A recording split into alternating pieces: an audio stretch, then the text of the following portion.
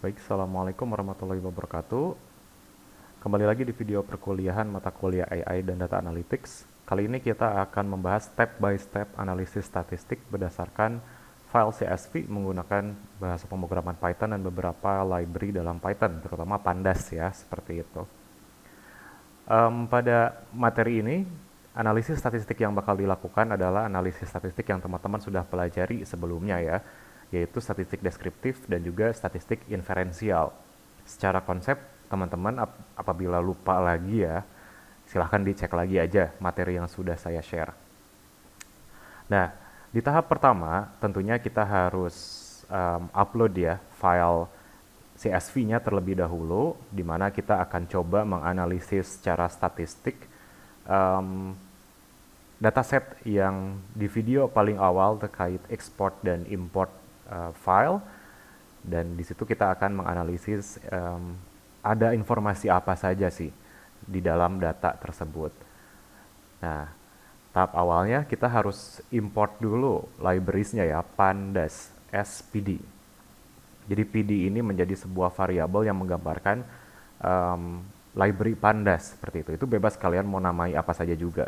Tapi yang umum digunakan adalah PD namanya itu. Kemudian kita tuliskan path-nya, dan seperti biasa kita cari dulu filenya atau path-nya di dalam Google Drive ya, seperti itu.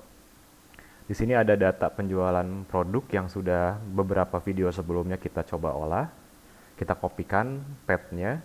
Kemudian di sini kita harus definisikan variabelnya untuk membaca file CSV tersebut dan mengkonvertnya menjadi data frame.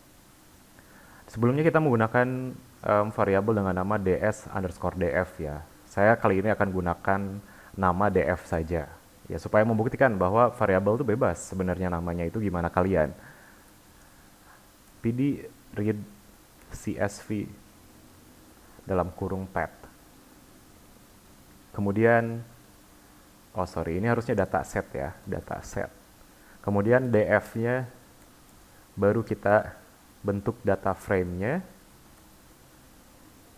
dataset. Dan nama dataset pun ini sebenarnya bebas juga, gimana kalian mau ds juga boleh, silahkan. Kemudian kita tampilkan data frame-nya seperti biasa dan akan muncul data yang di video-video sebelumnya teman-teman sudah lihat. Secara umum sebenarnya dalam menganalisis statistik atau mendapatkan informasi itu sebenarnya bisa dilakukan dengan mudah apabila datanya itu hanya misalkan dari satu produk aja. Misalkan kita langsung aja describe si DF-nya, maka akan muncul informasi statistik deskriptif dari data tersebut. Tetapi yang perlu diingat, summary statistik ini belum menggambarkan jenis-jenis produknya seperti apa. Jadi disatukan seluruh datanya itu, 100 data dihitung mean-nya, standar deviasinya, data minimum, data maksimum, kuartilnya dihitung, dan seperti itu. Jadi fungsi df.describe ini akan sangat bermanfaat kalau teman-teman ingin menampilkan summary dari keseluruhan data. Jadi misalkan ditanyakan berapa sih rata-rata keseluruhan dari price dan total price tanpa melihat jenis produknya. Teman-teman bisa langsung pakai df.describe tanda kurung seperti ini.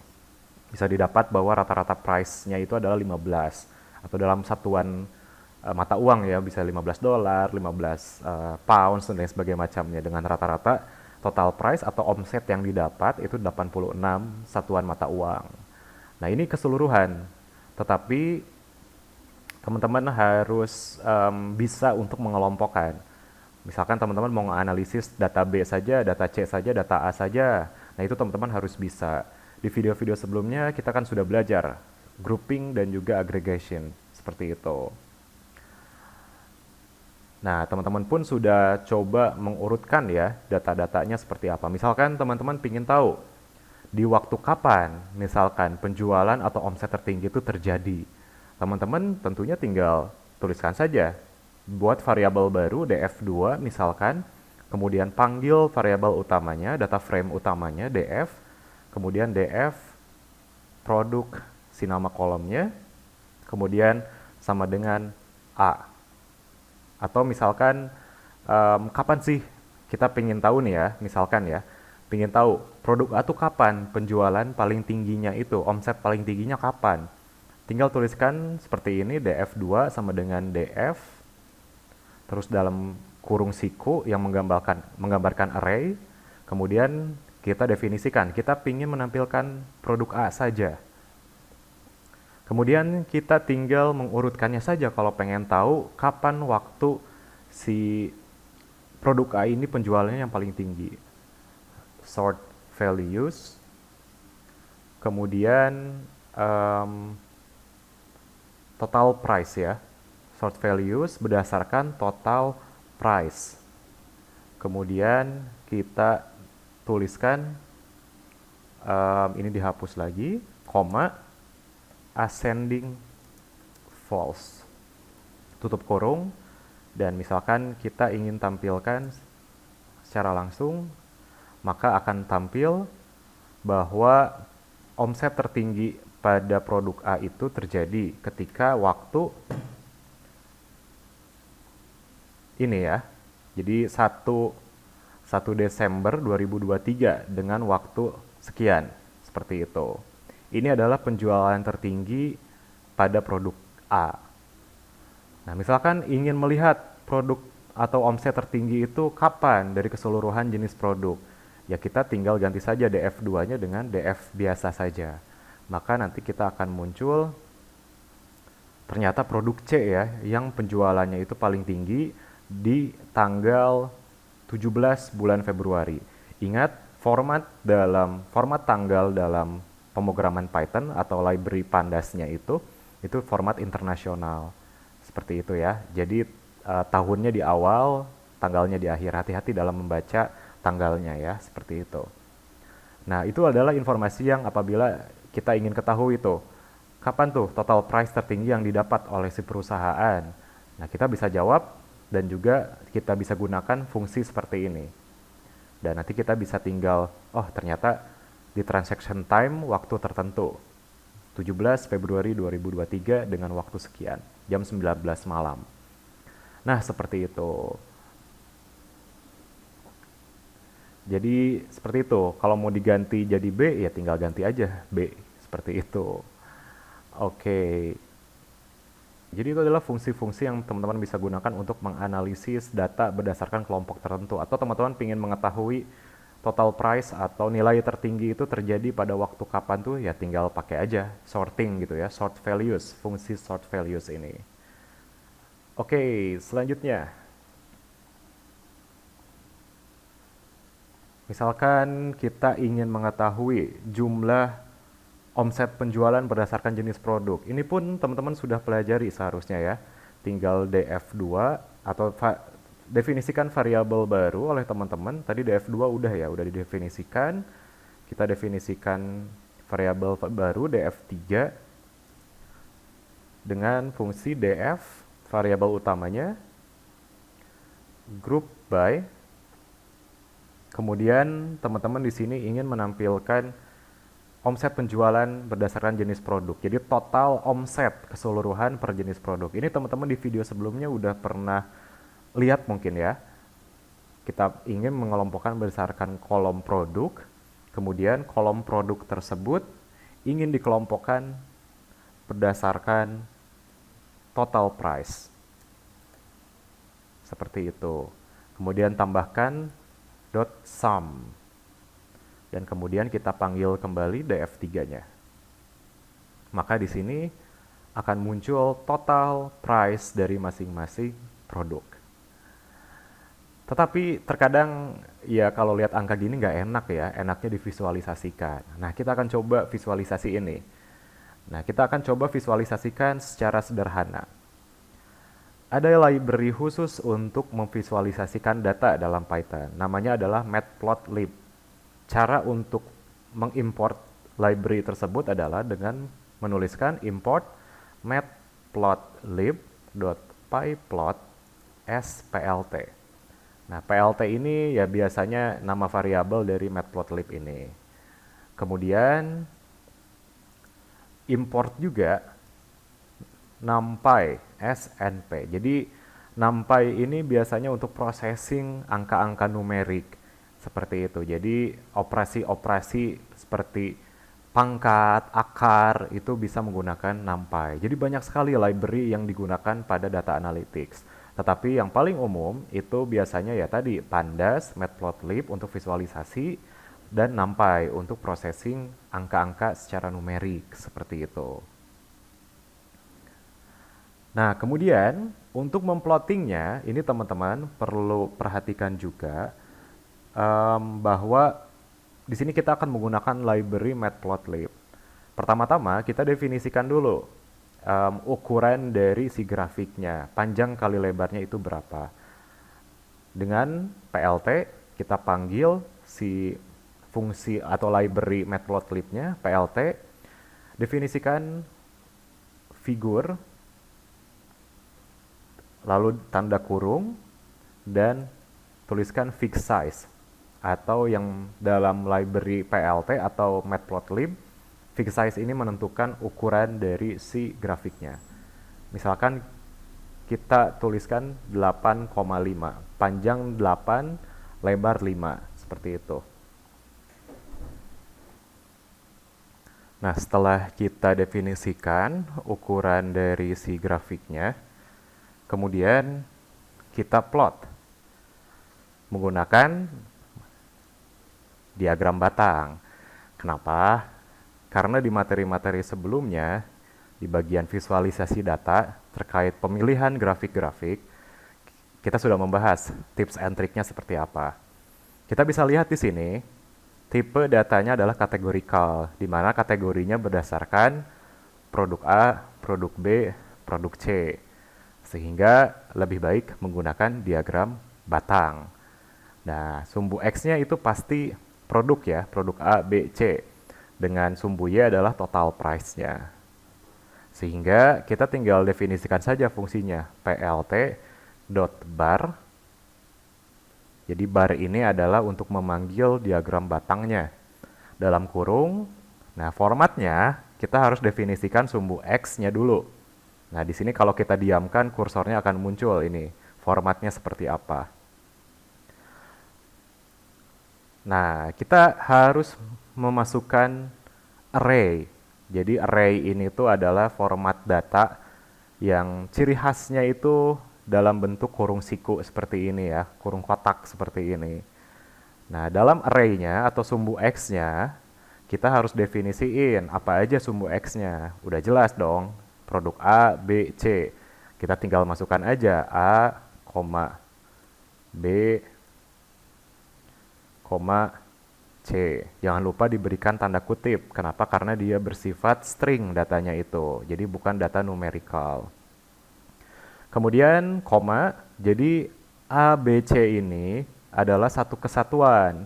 Satu kesatuan dalam sumbu X, di mana dimensinya dia harus sama dengan dimensi si sumbu X yang mau kita plotting, atau sumbu Y yang mau kita plotting, di mana ada 3 ya, seperti itu. Jangan ditambahin D, nanti dia nggak akan bisa ke plotting. Kemudian setelah sumbu X-nya berupa A, B, C sudah didefinisikan, kita definisikan sumbu Y-nya. Di mana sumbu Y-nya itu ya mudah saja tinggal panggil atau variabel ini df3. df3, kemudian kita mau ambil data di kolom total price. Ingat, df3 ini adalah data yang sebenarnya sudah disorting atau di grouping ya berdasarkan total price, jumlah price-nya seperti itu. Lalu koma, XY-nya sudah ada. Di sini kita bisa definisikan warnanya, terus labelnya seperti apa. Kemudian setelah XY-nya sudah ada, kita definisikan color misalkan ya, warna. Misalkan kita mau warnai biru. Kemudian kita ingin beri label, misalkan labelnya itu jumlah omset. Nah, misalkan seperti itu, jumlah omset.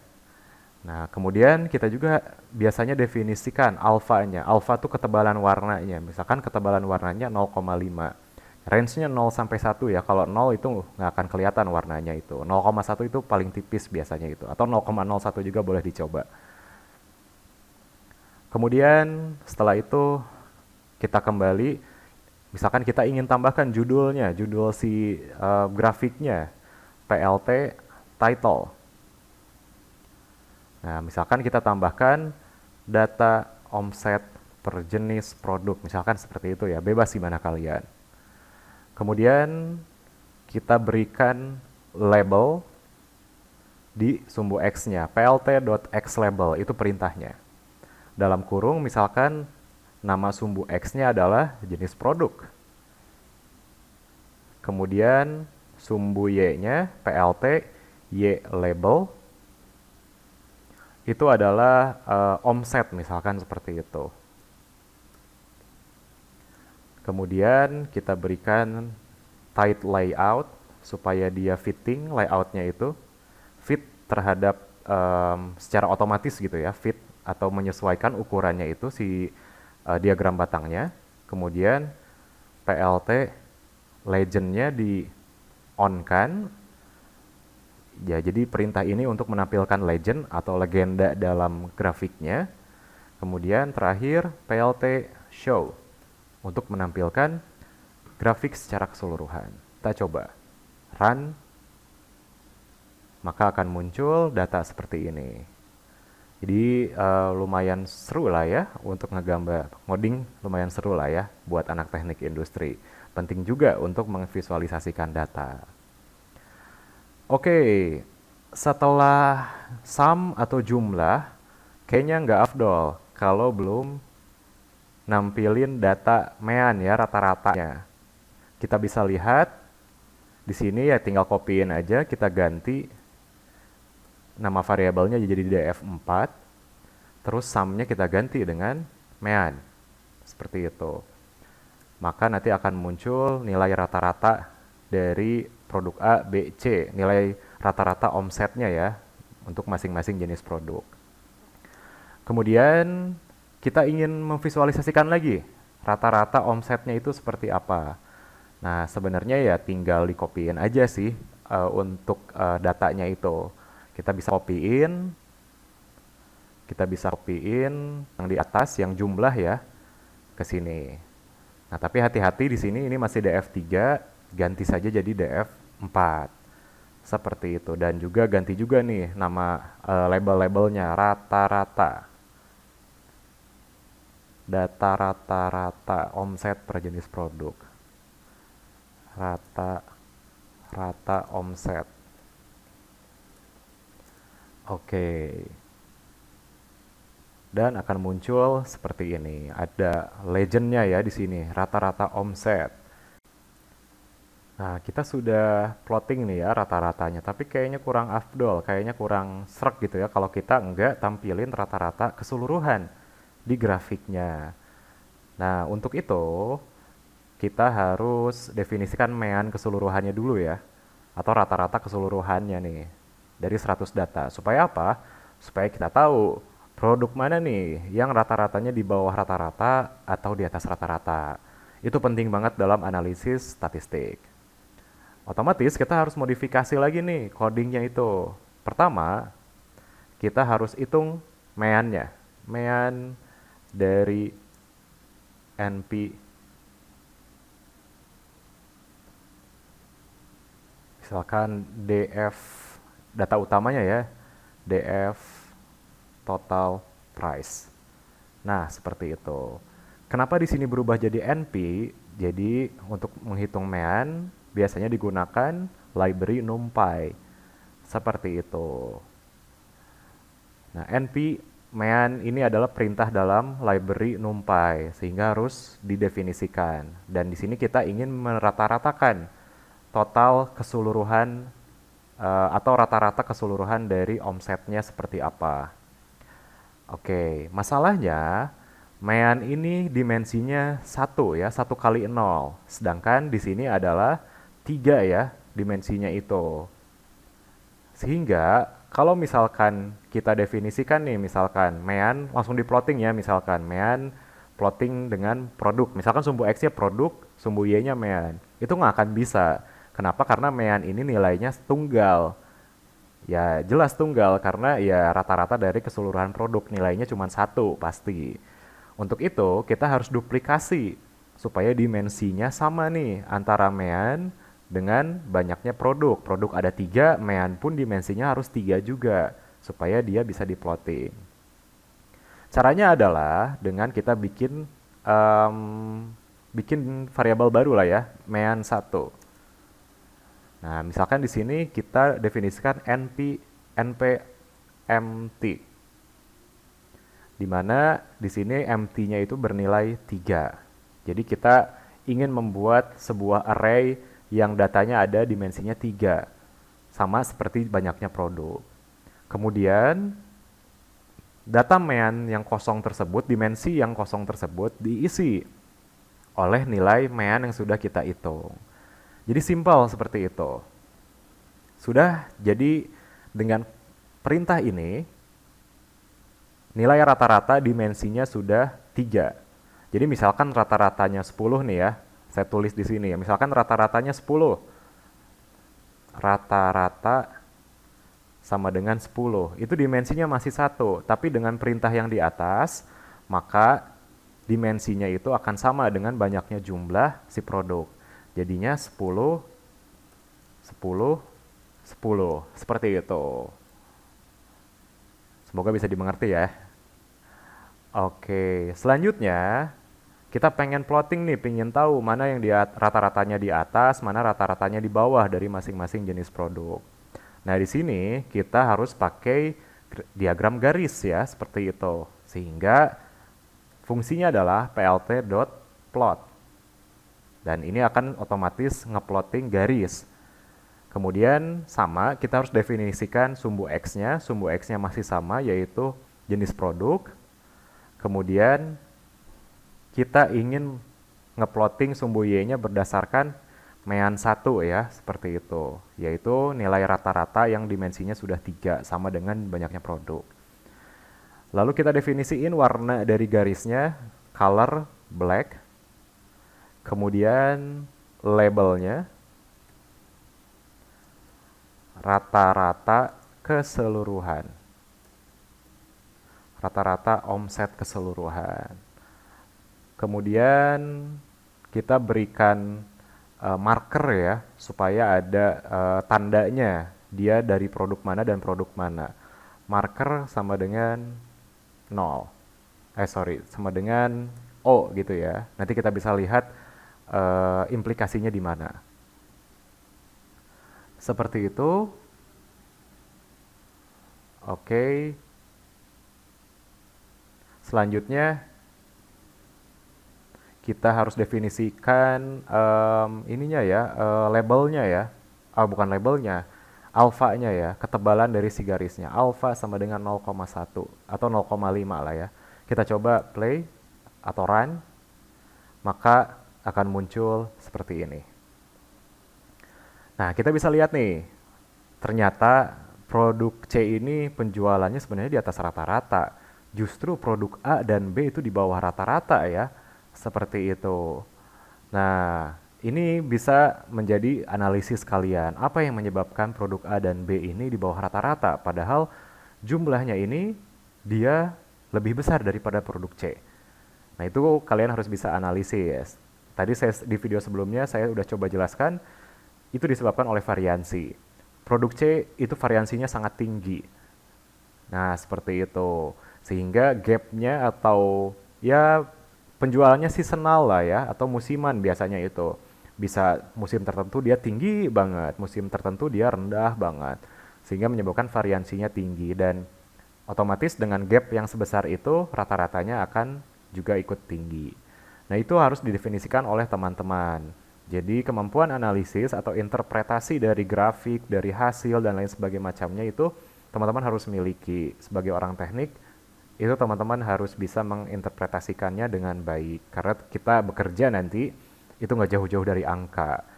Dan penting banget dalam perusahaan kita mampu menginterpretasikan sebuah informasi dari data-data yang nggak jelas sebenarnya itu. Kita ingin menampilkan summary per produk ya, misalkan kita langsung saja lah ya. jumlah penjualan tertinggi pada waktu tertentu kita udah ketahui dari sorting ya tadi ya, fungsi sorting di sini. Nah, seperti ini ya, sudah bisa diketahui. Nah, jadi kita skip saja. Summary per produk untuk ukuran pemusatan data itu bisa diketahui dengan group by ya, fungsi group by. Fungsi group by. Nah, jadi ini kita tinggal panggil saja ingin grup berdasarkan apa, pengelompokan berdasarkan kolom apa, misalkan produk. Kemudian kita produk tersebut ingin dikelompokkan berdasarkan apa? Berdasarkan total price. Di mana total price tersebut ya tinggal kita tuliskan .agg atau agregat, dan juga kita tuliskan beberapa fungsi atau perintah ukuran pemusatan statistik dalam pandas ya, berarti ada sum misalkan, terus kita pengen tahu meannya juga, terus kita pengen tahu mediannya, terus kita pengen tahu nilai maksimum, terus kita pengen tahu nilai minimum, dan juga kita pengen tahu nih frekuensi penjualannya ada berapa kali nih dalam 100 data itu tuh. Kita langsung saja run, maka ya akan muncul ya informasi-informasinya ini ya. Produk A, data atau penjualan paling minimumnya berapa, terus ada 38 kali penjualan. Nah, kita bisa lihat nih data C yang tadi rata-ratanya anomali ya. Dia rata-ratanya paling tinggi tapi jumlahnya paling dikit. Kita bisa lihat di sini ada 26 penjualan, dia tuh paling kecil sebenarnya itu. Nah, terus paling sedikit itu penjualannya menghasilkan $18 misalkan ya. Nah, jadi intinya adalah meskipun produk C itu dikit frekuensi penjualannya, tetapi dia justru data paling minimumnya pun itu paling tinggi ya ternyata untuk penjualannya itu. Jadi seperti itu, ternyata nilai C ini tuh frekuensinya dikit, tapi ternyata dari segi rata-rata tinggi, dari segi penjualan maksimum pun dia paling tinggi. Nah, itulah yang menyebabkan rata-ratanya tuh jadi sangat tinggi. Kenapa? Karena ya kita bisa lihat pembaginya dikit ya, frekuensinya. Sehingga kalau kita ingin tahu rata-ratanya ya tinggal 2498 dibagi 26, otomatis menghasilkan rata-rata yang sangat tinggi. Nah, dari situ itu adalah analisis. Nah, kemudian kita ingin tahu berdasarkan penyebaran data. Nah, penyebaran data ini tadi ya, di video sebelumnya kita sudah pelajari ya, ada standar deviasi dan variansi yang paling sering digunakan. STD dan juga VAR. Nah, kita ketahui bahwa variansi terbesarnya adalah di produk C, dan juga standar deviasinya itu juga paling tinggi. Jadi produk C ini penjualannya itu sangat bervariasi, meskipun dari segi frekuensi penjualan dia cuma 26 kali terjual. Tapi dia bisa menghasilkan rata-rata penjualan tertinggi. Nah, itu yang harus diinterpretasikan. Ternyata salah satu penyebabnya adalah variansi yang cukup tinggi. Oke, itu adalah analisis secara deskriptif. Kita masuk ke estimasi titik atau statistik inferensial ya. Kita sudah belajar estimasi titik dan interval serta uji hipotesis distribusi normal atau t-student ya, seperti itu. Kita akan coba implementasikan. Sebenarnya codingnya sudah pernah saya saya screenshot ya di materi gitu ya. Beberapa mahasiswa di kelas AI dan Data Analytics pun udah pernah mencobanya beberapa. Misalkan nih, kita ingin mengestimasi interval rata-rata penjualan produk A. Di sini kita menggunakan library yang baru lagi nih, import SciPy stats. Nah, jadi ini adalah library lainnya nih. Tadi kita udah belajar pandas, matplotlib, numpy, dan sekarang kita SciPy stats. Nah, SciPy stats ini fungsinya sebenarnya mirip dengan numpy dan pandas. Numpy dan pandas bisa menghasilkan statistik deskriptif. Begitupun SciPy dan SciPy.stats ya, seperti itu. Tetapi untuk statistik inferensial biasanya menggunakan SciPy.stats ini.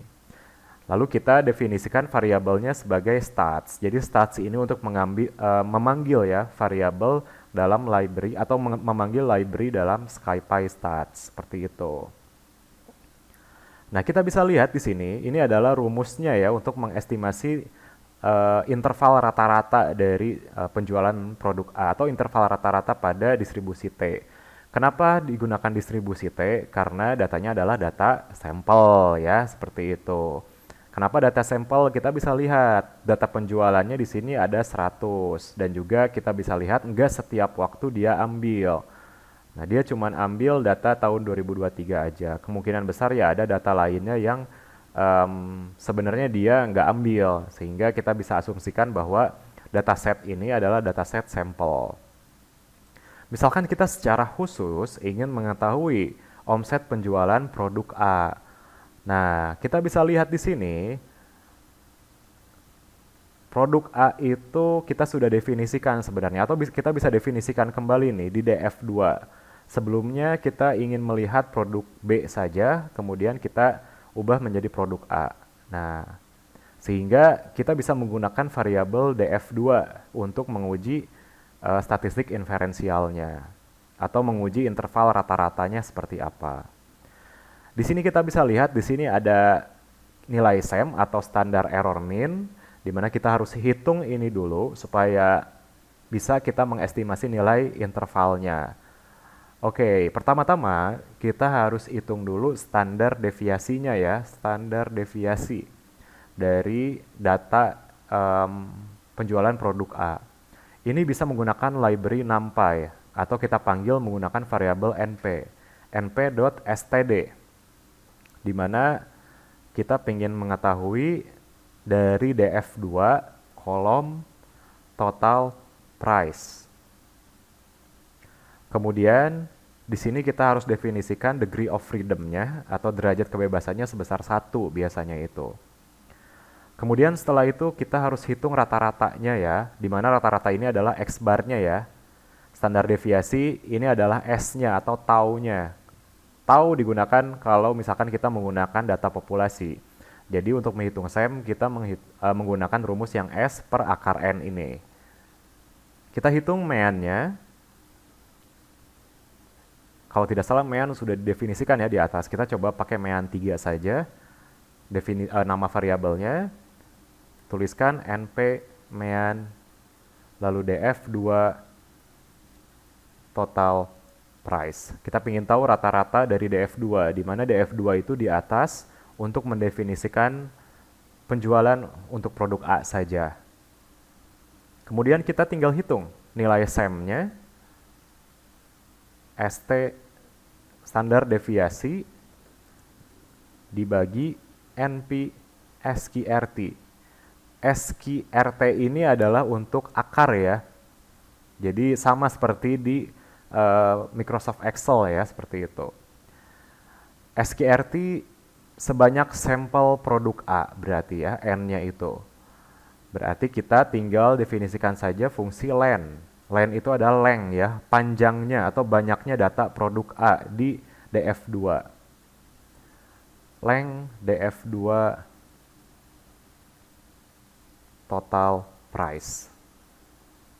Ada berapa banyak data total price frekuensinya itu.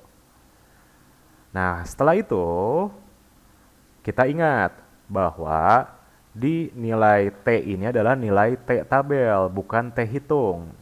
T hitung itu akan digunakan di distribusi T student ya di bawah ini.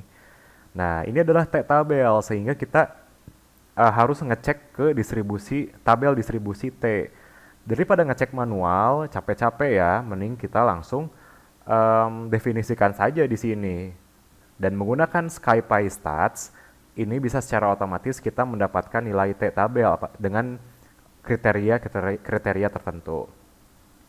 Kita definisikan dulu level signifikansinya atau alfanya ya. Signifikansi level adalah 0,05 ya biasanya itu. Sedangkan confidence level atau tingkat kepercayaan itu adalah 1 dikurangin level signifikansinya atau 1 kurangin alfa ya, biasanya seperti itu. Kemudian kita juga harus definisikan degree of freedom-nya atau derajat kebebasannya. Di mana derajat kebebasan biasanya banyaknya data dikurangin 1. Berarti tinggal kita kopikan saja fungsi ini ya, len. Len dari total price, banyaknya data si total price dikurangin 1. Kemudian kita tinggal cari nilai t-tabelnya ya, atau t-table-nya ya. Panggil stats untuk memanggil library scipy.stats .t.ppf.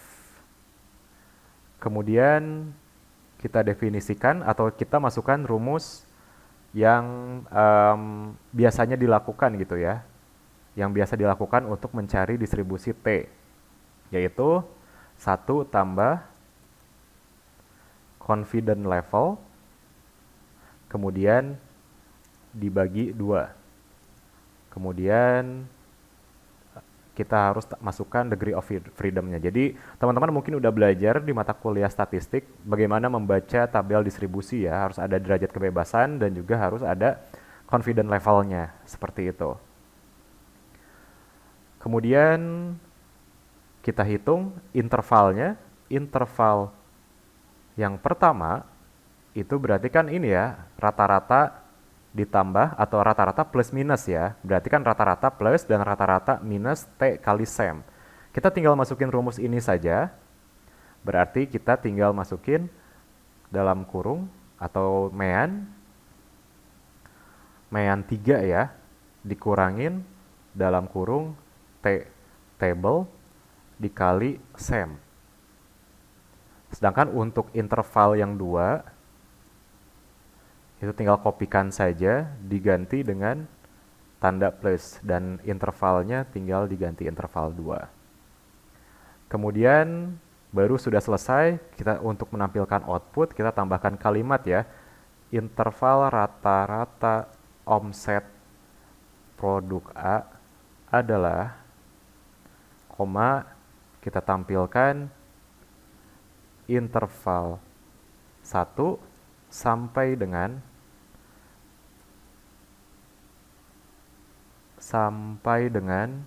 interval 2.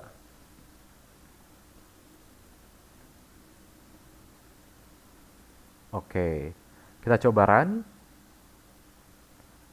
Maka di sini akan muncul hasilnya adalah range-nya itu rata-rata omsetnya 71 sampai 97. Nah, jadi seperti itu untuk estimasi titik dan interval. Silakan teman-teman coba sendiri ya nanti. Oke, selanjutnya adalah uji hipotesis distribusi normal atau t-student. Nah, di sini kita menggunakan uji hipotesis t-student ya, karena datanya data sampel. Ini adalah persamaannya ya. Dimana di sini perusahaan ternyata ngeklaim nih, produk A adalah rata-ratanya sebesar 100 produk penjualannya itu. Atau sorry, bukan 100 ya sebenarnya itu. Omset penjualan produk A adalah 100 satuan mata uang. Nah, di sini ada 3 tahap di mana sebenarnya kita sudah import juga ya. Kita harus hitung dulu, menghitung T statistiknya atau T hitungnya ya, menggunakan rumus ini. Di mana kita harus mengambil standar deviasinya dulu ya berarti ya. Karena di sini sama-sama produk A ya, ingat ya. Kalau misalkan ini produk B, kalian harus hitung lagi standar deviasinya yang baru. Karena standar deviasi udah ada di hitungan sebelumnya, mean pun sudah ada, kita tinggal masukin aja ke rumus ini. SEM pun sudah ada ya, seperti itu. Berarti kita tinggal definisiin aja dulu klaim dari si perusahaannya. Misalkan kita tulis aja lah ya, claim sama dengan 100. Nah, selanjutnya kita tinggal hitung saja. Nilai T hitung sama dengan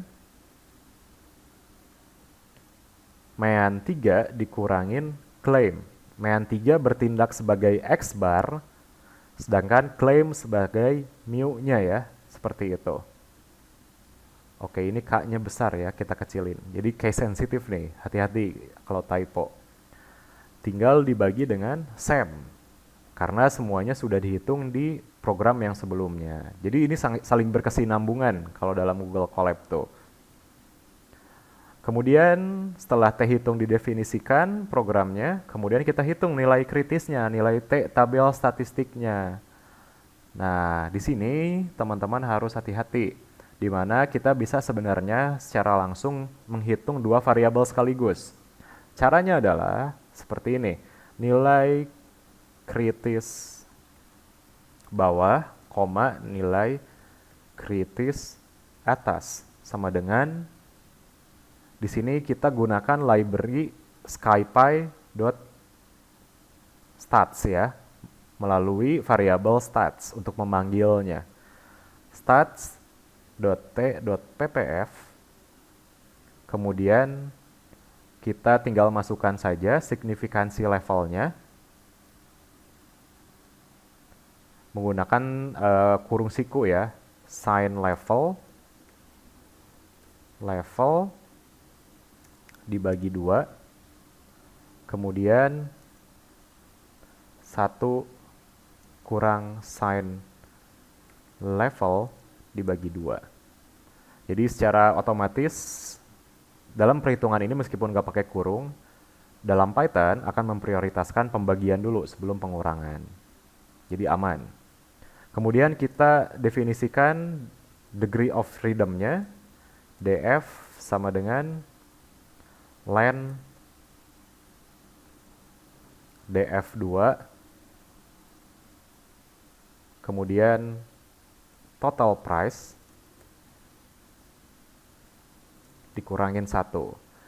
Nah, saya juga mohon maaf, dalam library stats atau scipy.stats library ini, nilai degree of freedom tuh simbolnya adalah df fungsinya itu. Jadi df ini bukan variabel ya, tetapi fungsi untuk memanggil degree of freedom-nya, di mana dia dihitung berdasarkan banyaknya total price, ada berapa dikurangin 1. Jadi ini untuk menentukan nilai T tabelnya ya. Nah, di sini dengan format seperti ini kita langsung bisa mendapatkan nilai dari dua variabel sekaligus. Di mana nilai dari dua variabel tersebut itu didapatkan dari sini, koma ini. Sign level bagi 2, koma 1 main sign level bagi 2. Jadi seperti itu. Kemudian untuk mengevaluasi hasilnya, kita menggunakan conditional expression, fungsi if. If nilai kritis bawah itu lebih kecil dari T hitung, kemudian intinya adalah T hitung itu apakah ada di antara nilai kritis A bawah dan atas, kemudian titik 2, ingat harus ada titik 2 ya dalam conditional expression, maka print hipotesis awal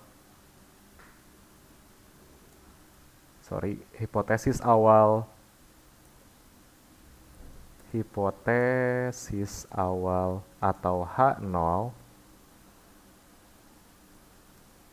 yang menyatakan rata-rata omset produk sama dengan 100 satuan mata uang tidak ditolak.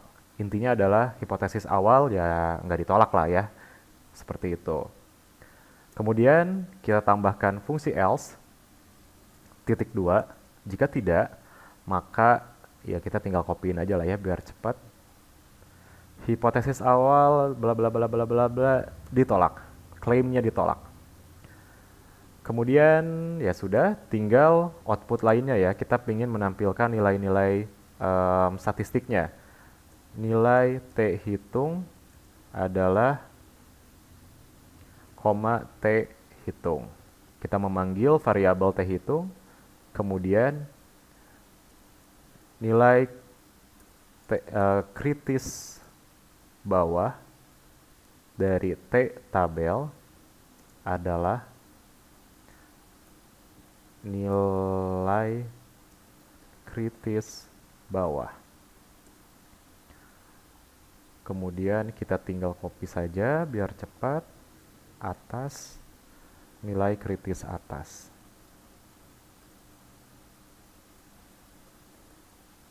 Sekarang kita run, dan maka keluar hasil seperti ini. Artinya adalah klaim perusahaan yang menyatakan produk A itu omsetnya 100 satuan mata uang, itu nggak benar, ditolak.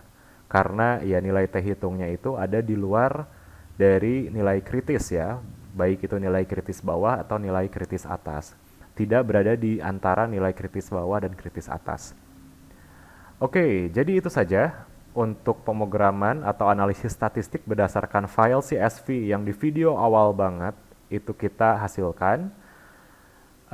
Semoga teman-teman bisa menangkapnya, atau dengan video ini teman-teman kan lebih mudah belajarnya ya, tinggal di pause. Kalau mau nyoba ngoding tinggal di pause, tinggal tuliskan kembali apa yang ada di layar teman-teman. Teman-teman harus mencoba ya, karena UTS sampai sini. Jadi seperti itu ya, jadi ada Easter egg dalam video ini. Terima kasih banyak, semoga bermanfaat. Mohon maaf apabila terdapat kekurangan. Assalamualaikum warahmatullahi wabarakatuh.